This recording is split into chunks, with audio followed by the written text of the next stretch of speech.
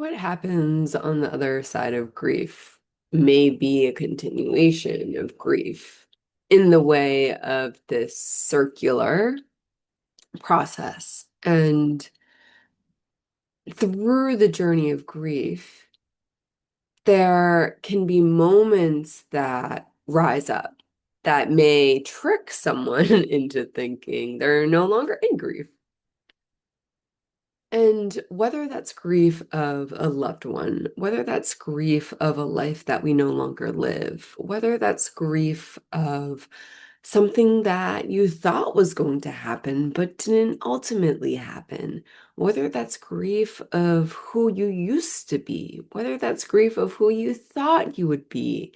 There's so many different textures of grief. And what I'm seeing is that so many people right now are grieving, myself included. What I found was that through the journey of grief, of losing or of no longer having the opportunity to be in relation with someone, this led to even deeper feelings because afterwards I realized that there was another layer of grief that was stacked on, which was a collective grief.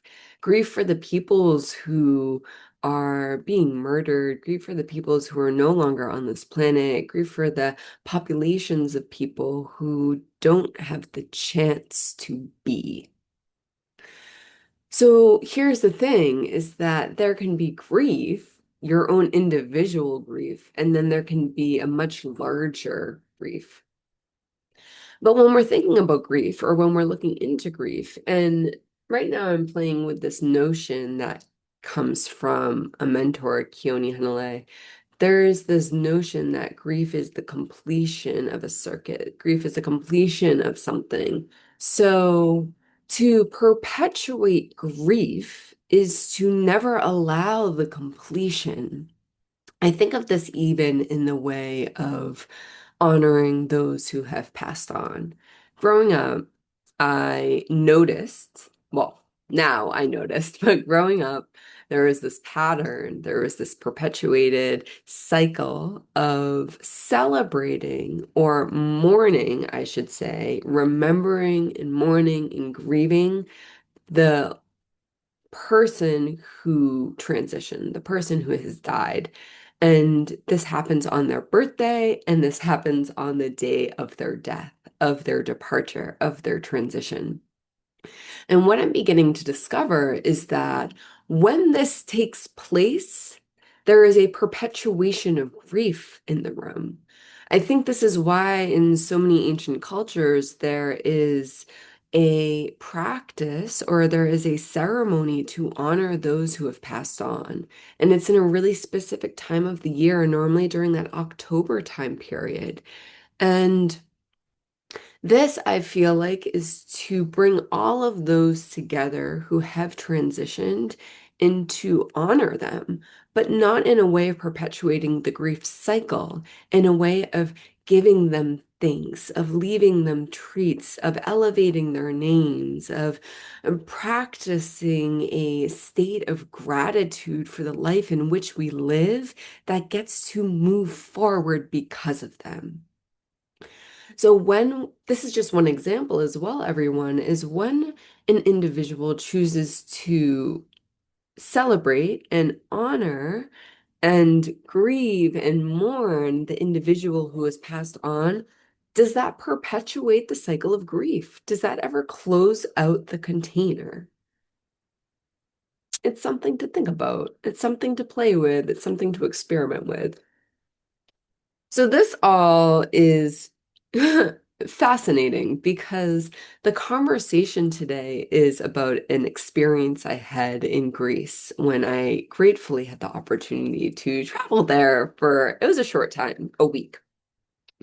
And, or was it a long time? Because we're realizing that there's an opportunity to stretch time, to play with time when we're deep in the presence of life, when the phone is away, when you are fully engaged with everything around you and fully engaged with the rhythm that moves through you. So even though it was a week, it felt much, much longer than a week. And I didn't connect, or I haven't been connecting, that this experience in Greece was connected to grief. I was feeling that Greece was a gift that happened after the grief. And whether this is true or not, something was born and something potentially actually was completed in this journey of grief with a love, with someone whom I love at the end of Greece. So we're going to dive in to this experience.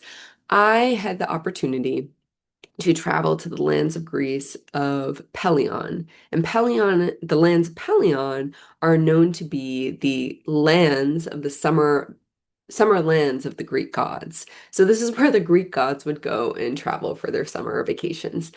I'm going to put a pin in here and state that I know very little about Greek mythology. I know very little about the gods. I only am sharing what I learned while I was there and what I experienced firsthand.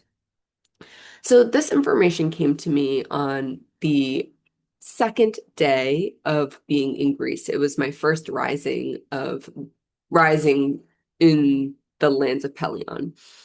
And it was after the brunch, and one of the locals had shared this with me of it was the Greek gods. And then there was another friend there who I met for the first time who was also a born native local to the lands of Greece. And they were both starting to share about the Greek god Chiron. Now, from what I learned in very minimal information, is that Chiron is the trainer of the gods. So the god Chiron was the god who trained these other beings in all realms, in art, in war, in physical. So that was plugged into my noggin, day two of Greece. Then someone who I love so much, who I met there for the first time as well, this person is really into Greek mythology. Like they know about this. And to honor this being my experience, I'm not going to share names. I'm just going to briefly touch upon that there was another person who had an integral part in this experience, and that is their story to share if they ever choose to share. Who knows? Maybe they'll come on and share, or maybe not. We'll see. Okay, so on day three, me and three other people bunched together and took a taxi down to a local village. And this village we went for specifically to see an older train that used to run through for individuals who work there. So we went to go see the train, and we're walking down the village, and I see a sign, and I say to this friend of mine who really knows Greek mythology, and it also happened to be their birthday as well. So I was like, oh, it says Chiron's cave.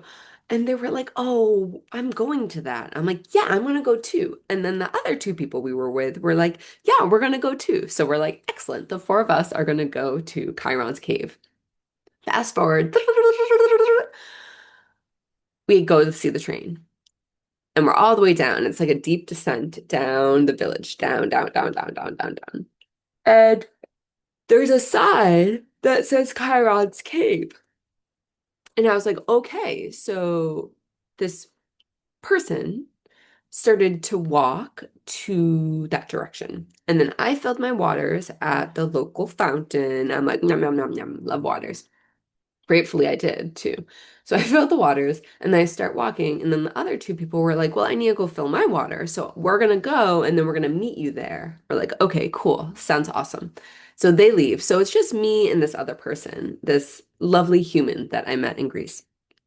And we're walking and we start to descend. We start to follow the path. We start to follow the winds and the nudges that are drawing us into this descent into the cave. And there's really no signage. The person who I was with had this intuitive pull. They knew where to go. They've never been here before, but they knew.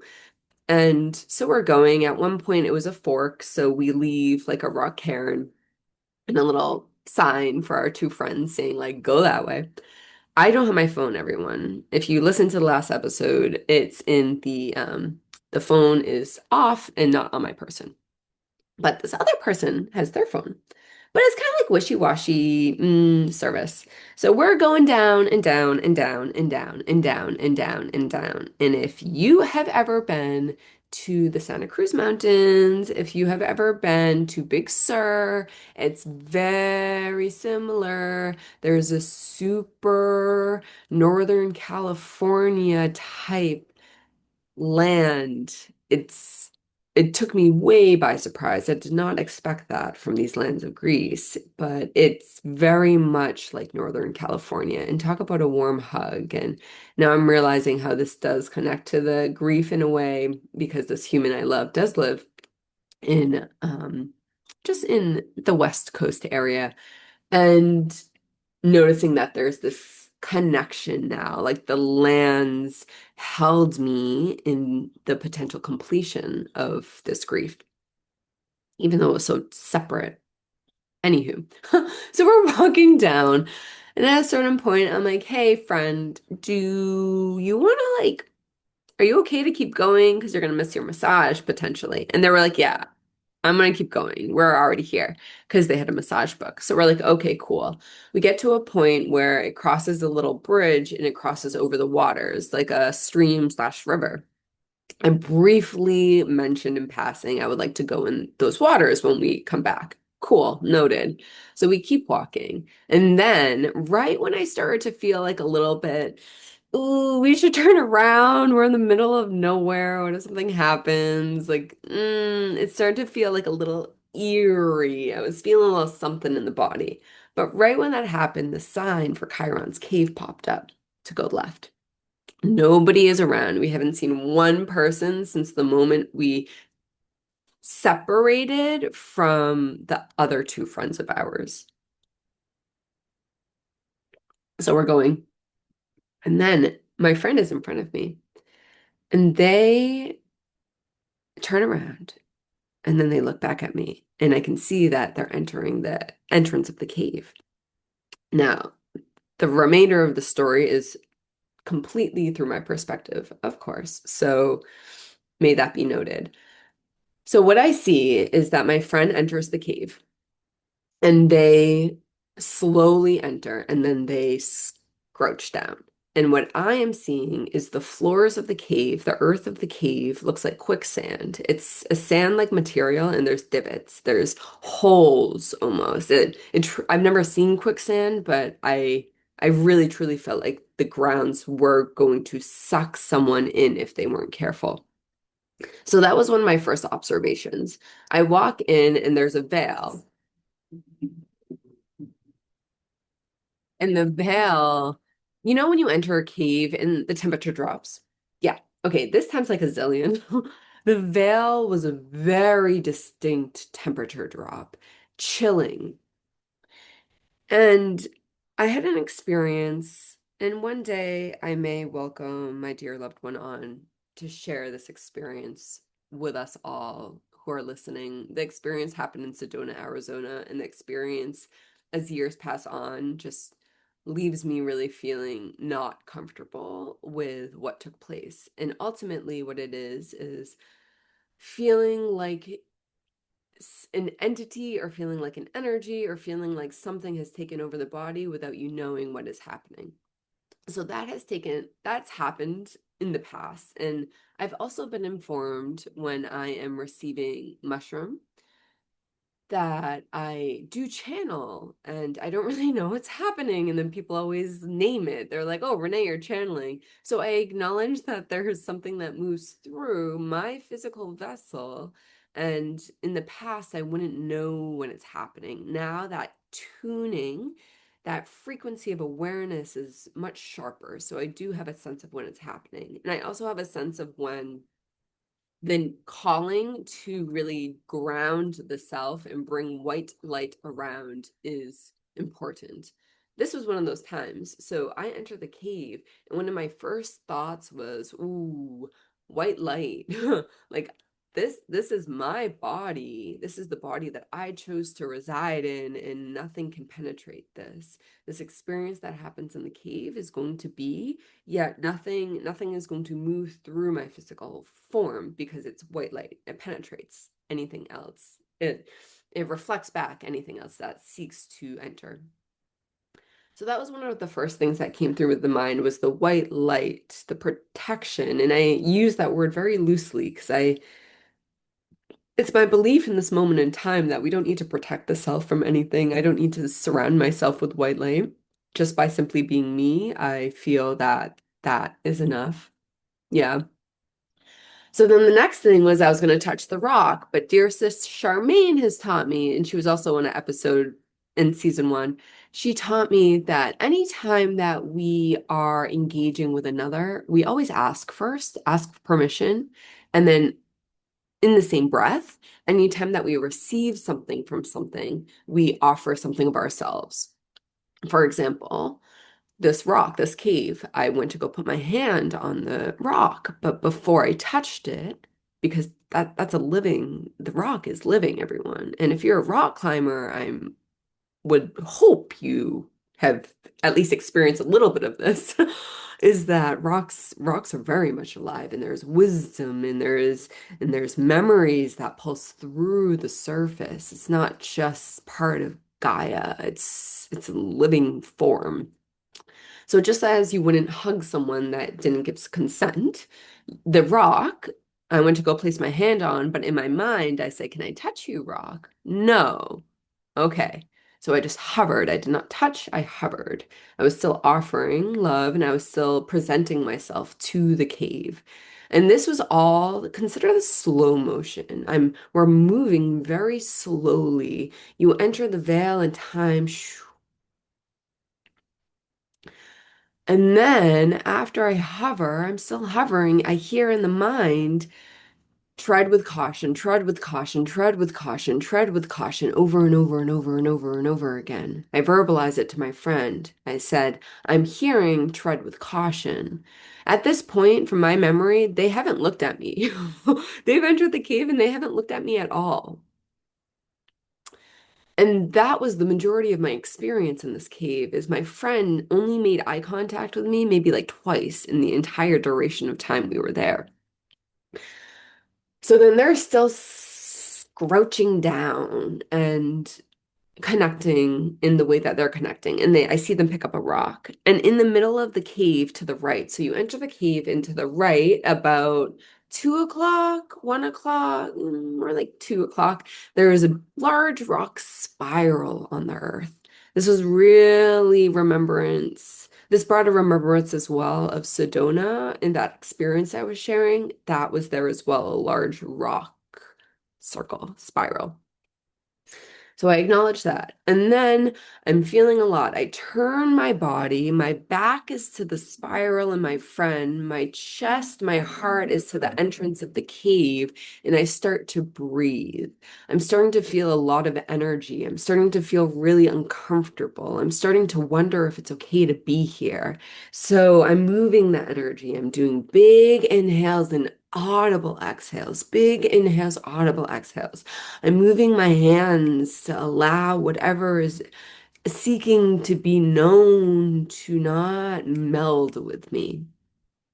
I turn around and my friend is still on the ground. No, my friend is starting to walk towards the spiral. And I see them with a rock and the entrance, the ending of the spiral. So I look down and I see a rock, and the rock has a form. I pick up the rock. I was like, okay, here we go. I turn around and I'm walking so carefully. I feel like I'm going to get sucked in. I feel like this is quicksand. I'm very, very mindful of how I'm moving on this earth. Nobody's around, just me and the friend, in a physical sense, of course. So my friend places her rock down. And then I see them moving different rocks. I'm not saying anything. As I mentioned, it's their birthday. So at one point, it was either before I placed the rock down or after I placed the rock down. I sing them happy birthday audibly. I don't consider myself a strong singer. I consider myself someone who has a strong vocal presence, but the tuning of the voice, people have said that I'm off pitch, and I feel like I'm off pitch. But I sing happy birthday anyways. And it was it was very intimate, everyone. It's just me and another person in a cave. And just me singing them happy birthday. And they didn't really acknowledge me. And then I see them walk away from the spiral to the backside of the cave, and I see a candle, and I acknowledge that. I say, look it's your birthday candle. Because early that rising, I let them know that Gaia was going to gift them something very special for their birthday, and they were going to have a candle at some point. It's the beauty, everyone. It's the beauty of when there's no interception of something that takes up the mind, that the flow of life itself moves through. It's breathtaking, truly. I acknowledged the candle. They didn't say anything. I was like, okay, cool. We're in silence. I got it. I placed the rock down at the end of the spiral. I offer my waters. I offer my saliva to the lands, to the spiral. This is the second part of the exchange, everyone, that I spoke of.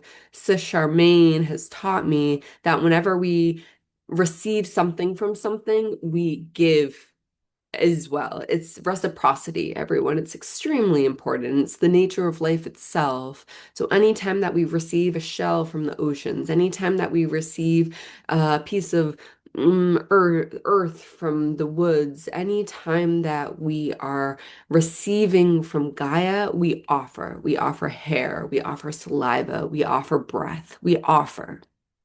And may it be noted that the saliva carries the individual DNA.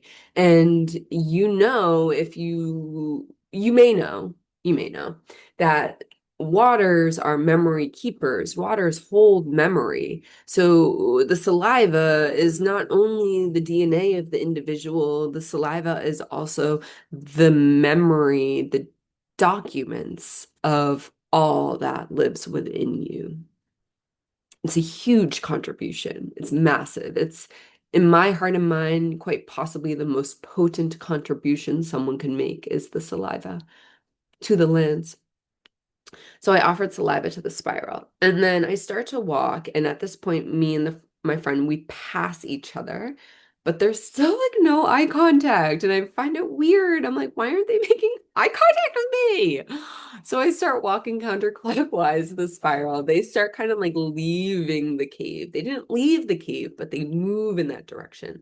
Then I get turned around and I listen to the winds moving me, and I go clockwise around the spiral. And then my body finds a spot on the side of the cave, and the side of the cave has a little rock on the earth. And I scouch down on the rock, and I place my hands firm, palm and finger pads to the earth, to the sands.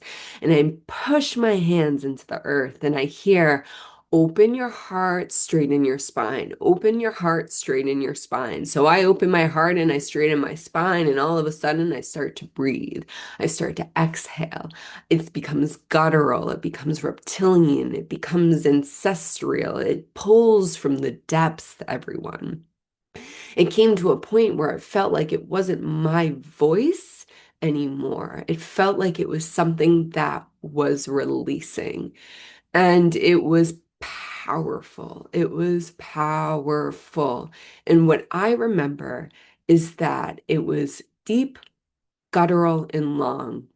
And if you've ever received yoga class from me, if you've ever been in the presence of ceremony with me, you may know that I've been gifted the opportunity, and I feel like it's very much my ancestors moving through me as well. I've been gifted the opportunity to elongate a sound. So whether it's an om, whether it's the breath, whether it's the exhale, it elongates. And not competition. What I'm going to say is when I'm around others, I notice that I'm always going longer, but not because I'm deemed to, because it seeks to. And with the Om, what I've been told is when I Om at the end of practice, when I offer that gratitude to life itself and love itself, the Om, people have told me, is that it sounds like the room is full of a stadium of people Oming together. It sounds like there's hundreds of people Oming. It's simply the voice of me and my ancestors moving through me. So I acknowledge that even though I'm not a singer, I acknowledge that the voice I have penetrates and it engulfs the space. So then I find completion. So then I brush my palms off, I offer saliva, I stand up, and I walk out of the cave. And at this point, my friend is outside of the cave. And the moment I pass that veil, that cold veil, I break down, bursting into tears, hysterical crying, hysterical. And slight, like my body's moving through a lot. I don't know what just happened. And bursting into tears. My friend embraces me. It's a really vulnerable and intimate moment of we were the only ones who experienced this and what just happened. So then we start to leave the cave and we're processing. And I share with my friends that I felt like that wasn't my voice. And they stop cold in their tracks and they turn around and they say, I thought the same thing. And I'm now going to share what they shared with me from their perspective of how they let me know that they were going to leave the cave because they were creeped out by me. They were going to leave because they were really nervous of what was maybe not nervous is the right word, but they were unsettled by what sounds were coming through me. And I said, "Hey, I feel that. It was really guttural. It was really deep. It sounded reptilian. It sounded big." And they were like, "No, Renee, you offered a sound was moving through you that was the most in pitch and beautiful sound I've ever heard in my life. It was like a siren's call." And I was like, "What?" The breathing? And they were like, "No, in between the breathing. I don't recall this. I do not recall this. What I remember is the breath, and what I remember is the guttural and that reptilian. What they received and what they saw moving out of me was the most beautiful sound they've ever heard in their life." And so they were going to leave the cave, but what they heard was, "You must stay till it's complete. Stay till it's complete. You must stay till it's complete." Thank you, dear friend, for staying until it's complete, until it completed, because I do feel that they were anchoring whatever was happening. They were a vital, vital piece into the expression that was moving through. We ended up walking away and we're processing and we're still in silence. And we get to the bridge and I see the waters and I said, "Friend, I need to get in that now." And they said, "Okay." We start descending down. I stripped off my clothes faster than I ever have. I jumped into the waters and I submerged myself. I look over and there's two frogs that look like they're mating. The frog is interesting because I find the frog relatable to my ancestry as well on my French side. Um, so the frogs were there and immediately considered union. And I'm like, what just took place of union? Everyone, this experience, I'm going to let you know now, I was trained by the god Chiron for the vocal. Yeah, I was trained by a god for the vocal. And in the training of the vocal, there was a release that had to happen. And the release that took place was pulling from the depths of the ancestral wounding out. It was pulling out. And it's my belief in this moment in time that that quicksand is very much true.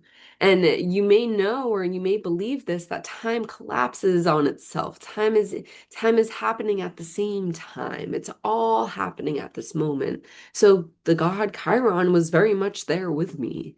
And the beings that got sucked underneath the quicksand were still very much there. It was a burial ground of sorts, which probably had a lot to do with that sense of eeriness that I felt. And I feel deeply that this experience would not have happened in the awareness. It may have happened like it did in Sedona, that took 5 years to decipher and process, and we're still in processing about what happened there. but it was so unsettling. But that was because I was so disconnected. So what happened in the Chiron's cave most likely would have happened anyways if it was just me and my friend. But the quality of which the processing is taking place and the remembrance of what happened and the connections of the intentionality of it all, that I feel has happened because of quite possibly two aspects. One, the journey to move through grief by feeling the emotions moving through you. And, I'm going to say something and it's going to push against the common status quo is it's not your emotions. It's not my emotions. Oftentimes in books, oftentimes in audio, oftentimes in expression, you will hear people say, yeah, my emotions feel X, Y, and Z, or our emotions do this, or your emotions do this.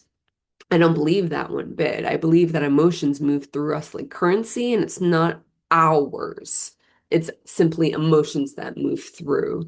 And what I'll let you know is that to switch this perspective, to explore and experiment with this notion, is to experience the emotional journey in a completely different way.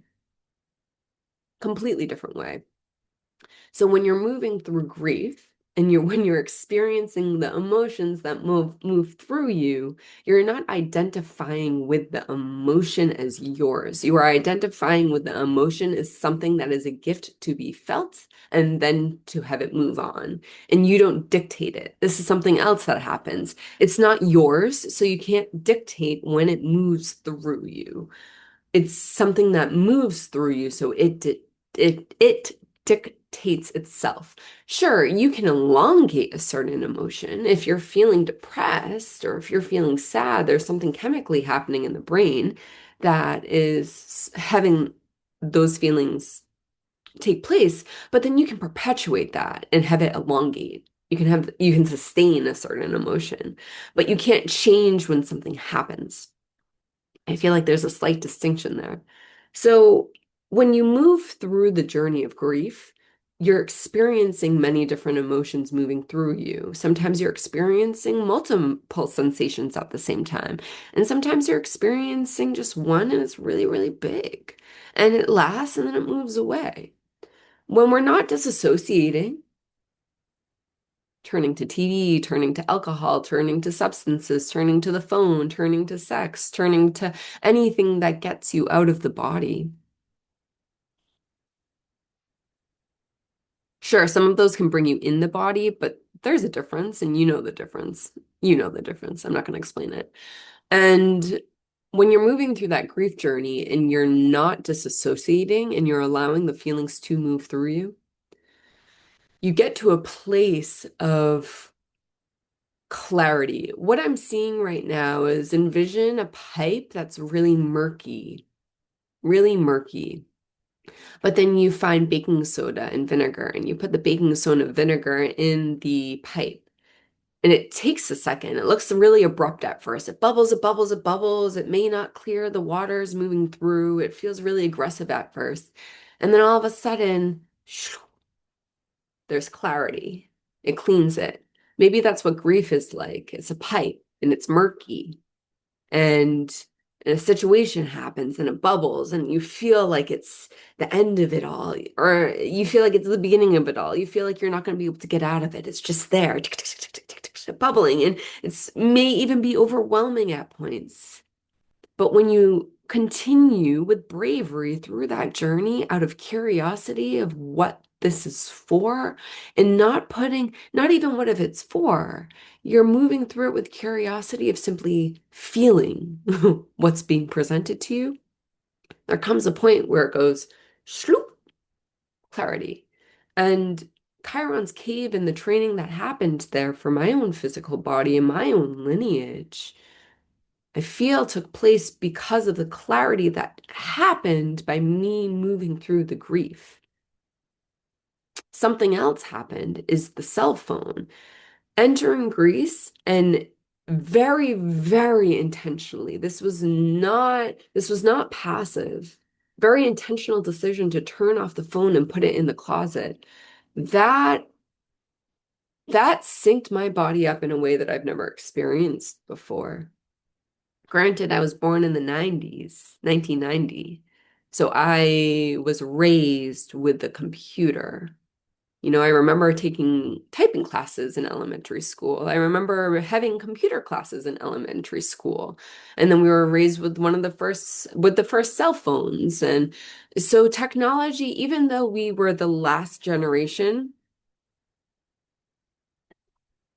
to experience childhood without interference of deep technology, it still was an essence of it. It was still the beginning of it. So I am confident in saying that I really haven't ever had an experience where the phone was away and I wasn't disassociating. Everyone, when I hiked the Appalachian Trail, sure, I didn't bring a phone on me, but I was smoking or drinking every day, or I was eating marijuana brownies or drinking every day. When I was living in the tiny home in Vermont, sure, that was pure presence, but I was also numbing out every day. And talk about its cycle of grief at the end. Holy mackerel. Yeah, the last like 6 months living in Vermont, I felt like I was on my deathbed. Not grease-wise, grief-wise. This current sensation of grief was very different because of the clarity I had. I was 1 year sober of all substances, alcohol, tobacco, marijuana, mushrooms. And I was also starting to clear myself from the social media platform. And when I say clear myself, I just mean considering the relationship I have with social media. So I was in a space of deep connection with the self. And so when the relation ended, the relation in this phase of relation I had with this person I love so much closed, the grief was just such a different texture than when I was in Vermont with this other person. Because when I was in Vermont with this other person, I was numbing out left and right. Even when I was with them, I was still drinking or I was still smoking. I wasn't in the body. I was escaping. So Chiron's cave brought me there to say, hey, honey girl, look at who you are now and look at the clarity that moves through you. Let's start to do something about this. You got to start training. So that's what happened, is the training took place and I was trained by the god Chiron. And I shared with my friend after that Persephone came through as well. And I don't know anything about Persephone. I'm going to begin doing a little just exploration with some reading of the Greek gods and Greek mythology because, yeah, I feel like that's important right now. And not from that academia standpoint, just from listening to the stories of others and seeing if there are patterns or textures of similarity. Yeah. So when an individual chooses to move through life in clarity and openness and discernment, it's a path of deep bravery and extreme discomfort. Extreme discomfort. It's not feeling good, but you move through it. And the way I see it is life is going to hand you discomfort either way, so might as well do it on your terms, eh? What is also moving through is the importance of the voice. And if you're in the same network that I am within the social media platforms, you hear so often coaches or speakers or mentors, business people, CEOs speak about how important the voice is and how important storytelling is. I don't know. Storytelling wise, who knows? I feel like if you have an experience, that experience will translate, and that energy that is had in the experience will translate through the voice. And people will be curious because they're like, what? What just happened? So you don't even have to train or put energy into the development of storytelling. And some people may disagree with that. Some people may hear this story and be like, yo, I beg to differ. You could tweak this and tweak this and sharpen this. Yet, what if you take the energy and time that you would into developing your storytelling skills and get out there and simply live and experience life? And then the memories that happen, that are collected, move through you naturally. And boom, you're a storyteller. I also find that when we're in relationship with Gaia, in this beautiful planet that we live on, that I love her so much, mm, the very nature of Gaia herself is going to be an ally in the journey of storytelling. And when I say this, I mean that when you go outside and you're very present with what's around you, you see the story. You see the story. You feel the story. You receive the story. And something that I don't want to say battling with. I could say battling with. Sure, let's do it. Something that I've been battling with is this newfound awareness of what life is like without the phone on me 24/7. What life is like, especially when I'm creating a memory with another person. It's different here. When I'm out on my own, sure, I'll take out the phone and I'll take video of Gaia. I'll take video and photo, and I'm able to utilize these resources for connection in the social media platform. I don't really ever look back and look at them. No, it's more of being able to share what is moving through me in addition with like the visual. So it's not just the vocal, it's the visual and it's Gaia, it's nature. So yeah, of course I would want to do that. Whenever I'm with another person or many people, I'm finding that I don't want the phone on me. I do not. I keep it in Yeshua, the car. I keep it in the purse, and the purse isn't on me. I keep it in the room. I keep it at home. I keep it somewhere where it's not on my body. And what I'm noticing is how powerful of an experience it is because you quickly realize how many people aren't with you. And it's sad. Talk about grief. Talk about grieving the fact that the people you love the most would rather have a phone on them than be with you. It's heartbreaking. And it is something to grieve because it's not just, you may at first feel that you're not enough. And that's not it. You're enough. You're enough just by being you. There's nothing you need to heal. There's nothing you need to change. You just need to be curious about who you are and how you love that person that you are. What's sad is that the people that you love who feel the need to capture the moments and not capture you, they're the ones that are moving through something. And I say this from a place of may judgment be released. It's more of a place of just seeing what I'm seeing. And we're going to circle it back to the beginning. We began with grief, we end with grief. It's the closure of the cycle, it's the closure of the circuit. Is that what if, and may you leave this conversation, may you leave this expression, and may you ponder this. What if the collective grief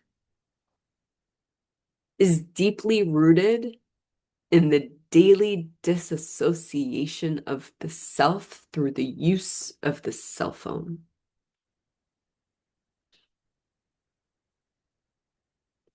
And what if you choose to move forward through an experimentation of putting your phone away or shutting it off when you're around the people that you love, when you're around in nature with them, when you're out doing play dates with them, when you're having dinner with them, when you're going on a walk with them, when you're wanting to capture these moments out of fear of not being able to share it with other people or not being able to look back on it? What if you take the brave choice of turning off the damn phone and being with them? And even if they have their phone out, choose to be with them and witness what happens? And what if you make that choice over and over and over and over and over again and it stacks? It's an experimentation. And what if more people do this? Would that collective grief start to go away? Maybe. We only know if we try.